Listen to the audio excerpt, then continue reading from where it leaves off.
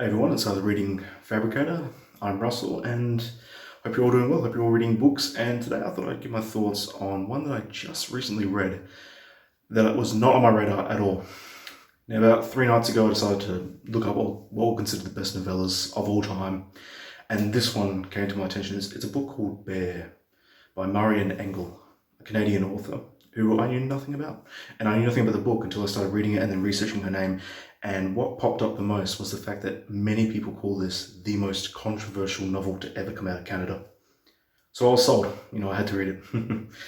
And at such a brisk length, at about 117 pages on the Kindle edition, it reads incredibly quickly. I got through this in one night and I thoroughly liked what I read. It's very economical in its writing. Every word is there for its exact purpose, and there is no filler. The tale of a woman by the name of Lou who works as an archivist. She's around 27 years old, lives in Toronto, has basically had a bit of a turbulent life, tumultuous life, and decided that she wants to basically accept this job offer where she has to go to an island north of Toronto in Canada and archive the works of the Carey family, whose patriarch fought in the Napoleonic Wars. And it's a very fascinating place. It's just this small, desolate island with an octagonal house on it. And the build-up from her accepting the job to actually going there, traveling by boat to get to the island, who's taken there by this man by the name of Homer, who's always overlooked the place and basically taken care of it whilst it's had previous tenants. He doesn't mention that this house contains a bear, a semi-tame large bear. The lead up to it is really tension building, but you don't also see it coming. You don't see it coming until he says it. It is a long drawn out sequence where he's giving her this guided tour, and by giving this guided tour, he's also giving you, the reader, the guided tour so that you can map out this entire landscape, this entire area where for the most of the book it will take place, so you can picture it in your head. It is a brilliant way in order to get you involved in the story, in the location, and to get you to picture everything that's going to happen. And what struck me the most was its description of the Canadian wilderness. It is beautifully written. It describes so much. Every 10 or so pages, it will give you this thing where she wakes up in the morning and will describe in one paragraph everything that is out there. But when the guide finally tells her about the bear, she's very hesitant at first. She doesn't know what to make of it. She's someone who has had a bit of a mixed relationship with animals in the past. But what progresses from there to the end of the book, is this feeling that she has towards the bear, and it builds and builds and builds and builds until eventually, at basically the midway point of the book, it turns sexual. This is where people start to realize that this probably will be the most controversial book to come out of Canada. It's basically just a form of bestiality, and but it can be read in so many different ways than that. I mean, on surface levels bestiality, but on other surface levels. But when you read deeper into it, there could be so many other meanings that are attributed to it. I myself think that I have to reread this in order to get a better understanding of it. But honestly, the sections where she's finally unchained the bear for the first time, because this bear has always been chained, she leads it to the water, bathes with it. She lets the bear come inside and join her while she's doing her work of archiving this Colonel Carey's massive library of books of like 19th century literature and all his notes and all that sort of thing. And just you see it progress and get more emotional as the story goes on. But you never get it from the bear's point of view. It's never from the bear's point of view. It's always from her, you as the reader, looking into her thoughts of the bear. So I think it's quite fascinating that you never actually get the bear, at least the book describing what the bear thinks or is perceiving of the situation.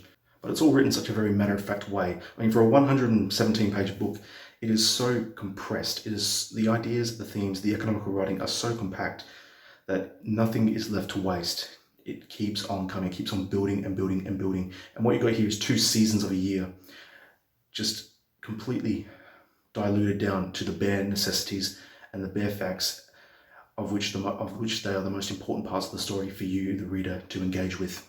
To give you an idea of the writing, I'm just going to read the very first paragraph of the very first page. In the winter, she lived like a mole, buried deep in her office, digging among maps and manuscripts. She lived close to her work and shopped on the way between her apartment and the institute, scurrying hastily through the tube of winter from refuge to refuge, wasting no time. She did not like cold air on her skin. That sort of writing is basically persistent throughout. That's what you get. But what's really fascinating is I saw this as also a little bit of a character study of getting involved in her head. You don't really know much about her prior to going to the island. But then what happens is it slowly drops little hints about this person, and you come to realize that there may be something emotionally taxing, and that she maybe might be suffering from mental illness. It's left to interpretation. There is a backstory which details her many troubles in the past with a number of ex-lovers. And what's really good about this is that it's not extended, it's compressed. Like everything in this book, all the different characters and all the backstories are compressed and compacted so that you don't tax yourself when reading it. It gives everything to you and keeps the book going. It keeps the story rolling. There is no lull moment. This is page 8. This gives you an idea of what the inside of her mind is like, what she thinks and how she feels. Driving off the island the next morning, she felt her heart lurch at the sight of the bold stone mountains of Algoma. Where have I been, she wondered. Is a life that can now be considered an absence a life? For some things had been gone badly for her. She could cite nothing particular as a problem, rather it was as if life in general had a grudge against her. Things persisted in turning grey, although at first she had revelled in the erudite seclusion of her job, in the protection against the vulgarities of the world that it offered. After 5 years now, she felt in some way it had aged her disproportionately, that she was as old as the yellow papers she spent her days unfolding. When very occasionally she raised her eyes from the past and surveyed the present, it faded from her view and became as ungraspable as a mirage, although she had discussed this with the director, who waved her away a condition of mind as an occupational hazard. She was still not satisfied that this was how the only life she had been offered should be lived. So when the relationship with the bear eventually becomes sexual, again, this is basically all her coming onto the bear, letting it basically ravage her. And it's described in such graphic detail that I'm not going to read any of it out to you. But needless to say, given how calm but also sinister the first half of the book is, it really struck me how far it went with the second half. I mean, the book that came to my mind the most in terms of the obscenities and the graphic sexual nature of it all would be Story of the Eye, which I'm sure a lot of you have heard of. That's also a pretty decent book, and you can get through that just as quickly as you can get through this one here. They're both very short works. But honestly, just piecing together her emotional state of mind throughout the story, I think, was the most rewarding aspect for me, and it led me to view this as a rather sinister character study. And through that, I adore the book. I like any book that is a character study, something that gets you to think and feel and ponder the nature of characters in a book. And to be perfectly honest with you, I've never read anything like that before. I mean, again, Story of the Eye is the other one, but I could also think of the graphic play that's in Gravity's Rainbow. That's another one, but that's sort of off the beaten path. And it really surprised me that this book here actually won the highest literary award in Canada at the time. Also one of the highest literary awards in the country. So it's gone down as not only the most controversial Canadian book, but a rather well-respected book in certain literary circles. A lot of people consider it to be a great piece of fiction. But I've looked on Goodreads and I've looked at various reviews of modern day people reading it who are totally against it. They cannot see past the graphic nature of the sexual relationship with an animal. And particularly women readers who have read it and are appalled by it and disgusted by it. And I'm not quite sure what to make of that, because I thought it was a great piece of work. I think this story is so well constructed, and every sentence is there for a reason. It leads on to the next one, and as I've read to you from pieces from this, it gives you everything you need to know. But again, what I'll take away from this book is the aspect of wilderness in it. The way she describes the Canadian wilderness. A bittern boomed eerily. With a rush, a flock of returning swallows careened across the sky. A fish leapt at her feet. Frogs spawned, winked in the sun. And even though that's one sentence, there are plenty of those littered throughout. Something that's also happened throughout the book is when she starts archiving it, she will open books and a note will drop out that has been written there, placed there by Colonel Carey. And these notes detail bear folklore from different countries, and they get more and more interesting as they go along throughout the course of the book. And it really helps build up the themes of the book and builds up the nature of this animal that is chained in her house. Out of the volume fell another message from God, or Colonel Carey. Among the Ainu of Japan, once long ago, a bear cub was taken from its mother and raised at a woman's breast. It became a member of the village and was honoured with love and good. At the winter solstice, when it was 3 years old, it was taken to the centre of the village, tied to a pole, and after many ceremonies and apologies, garroted with pointed bamboo sticks. Ceremonies were again performed, during which its surrogate mother mourned for it, and its flesh was eaten. That's one of my favourite passages in the other book, in the entire novella. And there's another passage where she starts It's almost like she's having a conversation with the devil. This is after a few times where she's engaged sexually with the animal. It wasn't very witty, the devil said in the night, to commit an act of bestiality with a tatty old pet. An armadillo now might at least have been original, more of a challenge. Bestiality is alright in itself, but you have to do it with style. You've never done anything with style, have you? You're only an old kind of tarpaulin woman. You have no originality, no grace. When your lover went off with that green little girl, you said the most commonest sort of things. You wrote on pavements with chalk like a child, when instead you could have said he wasn't much of a catch. And following that passage, you get another paragraph, and this is where it details just how mentally ill she's become and how aggressive she's become.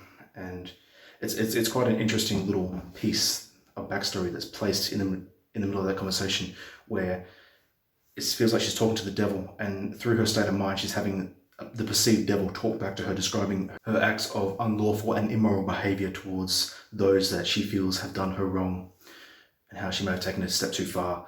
That might be my favorite passage in the whole book, actually. It's around the late to mid part of the book, and it's quite a treat. So those bits of writing that I've read to you sort of give you a picture of what the style is like. And Marian Engel is the first Canadian author I've ever read. I think I have to go back and check, but I think it's the first Canadian book I've ever read. So it's been a long time coming, and I'm really glad I read it. And I picked it up on a whim. I knew nothing about this book, absolutely nothing. Didn't even know it existed until 2 nights ago, and I'm all the better for now reading it. I'm glad I read it, and it definitely deserves another reread, because I think my first read was purely a surface level innocent. But little things that I picked up on. When she arrives at this Homer guy's campsite, he sort of runs a campsite among other things, among looking after properties. He gives her this detailed backstory about the previous owners of this house. And he's talking about it so much, and he's driving her up the river on the boat to the house. And it's almost like I got a bit of Heart of Darkness out of it. It was almost like he was describing this larger-than-life character who lived there. So I got a bit of Joseph Conrad out of that. Then there was the whole Homer aspect, the fact that he's named Homer, and he's taking her to an island. So for some reason it reminded me of the Odyssey as well. I'm not sure if there's any literary allusions there or not, or literary references there. But that's what I thought of when I was reading it. So there's little authors from the past that seem to be creeping into my mind when I'm reading these sort of books, and especially with this one here. And it makes me think that maybe I'm just sort of growing as a reader and as an interpreter, being able to think up things, being able to see references, being able to see how the writing is conjured, and being able to purely comprehend and understand it on a far deeper level than I did, say, 6 years ago. Another character in the book is a Cree woman, a native by the name of Lucy. And she claims to be around 100 years old, and she shows up about on page 40, something like that. And she shows up out of nowhere. One day, Lou is going outside to see the bear, and there she is, just sitting there, engaging with the bear, talking to it, being verbal with it. And she gives off this real weird sense that she can see that the bear and the main character of this book were meant to get along, were meant to be on the same page. And it's written and described in such a way where I initially thought, reading this book, that this Cree woman who claims to be 100 years old and who claims to know the bear intimately, I thought she was a figment of Lou's imagination. I thought Lou conjured this up as a way for her to be accepting of the feelings that she's beginning to have towards this bear. While they're having this conversation, she hears a motorboat come up, and then Lucy leaves on that motorboat. But the motorboat is never actually explicitly seen by Lou. It's just heard in the distance, and where she lives is quite a common spot for a lot of people to go on vacation. So I just initially thought that she was a figment of imagination. But no, it turns out I was wrong. But that was just an interesting theory I had during that section. And all these characters seem to intertwine in her mind.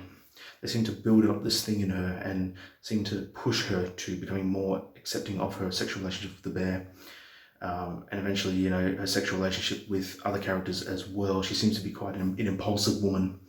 And you see a lot of abnormal behaviors based on the way she thinks. So to get inside that mindset of a character is quite an interesting aspect of things when it comes to reading. But I'm really glad I read this, and it didn't end the way I thought it would end, but I'm fine with that, honestly. I mean, I actually thought they were going to continue and push it even further, but it never ended up happening. But I will say there's explicit sexual scenes in the second half of the book. Obviously all instigated by the main character, not by the bear, but keep that in mind if you choose to read it. But I'll personally say that the first half of the book is my absolute favourite. The finding out about Lou, the lead up to the actual octagonal house on the island in the wilderness of Canada, and just her initial interactions with the bear, and seeing her grow fond of this bear on a personal level, I thought were the best parts of the book. So I'm glad I read it. Yeah, that is Bear by Marian Engel, the first Canadian author I've ever read. The most controversial book apparently ever come out of Canada. And yep, that's all there is. Thanks very much. See ya.